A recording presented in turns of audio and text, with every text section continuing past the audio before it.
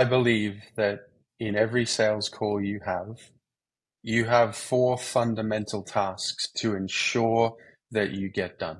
The first task is build rapport.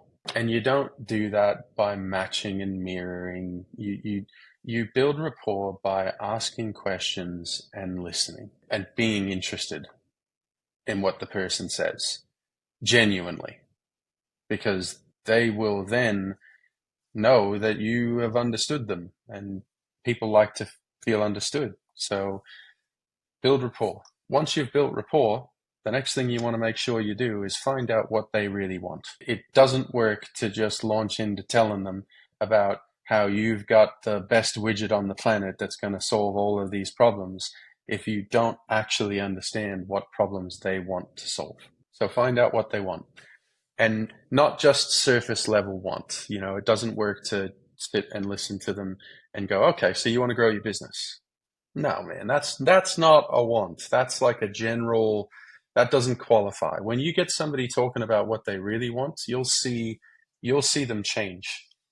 You'll see them go, well, yeah, because if we can do that, then that means you'll see the shift, right? Once you've built rapport and you've found out what they really want, your next task is to demonstrate that you can deliver what they want. And I think it's pretty obvious that in the first two, so build rapport and find out what they want, it's pretty obvious the way you're going to do that is by asking questions, right? This third one of demonstrate that you can deliver what they want, a lot of people fall into a trap there of telling them a whole bunch of stuff or showing them a bunch of case studies, showing them a bunch of Google reviews. That's not how you demonstrate that you can deliver what they want.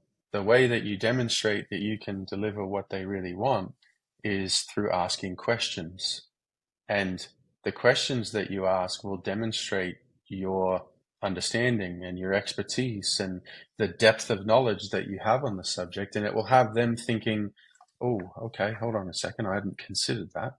And that automatically has an impact of the person thinking, right, okay, this person really knows their stuff.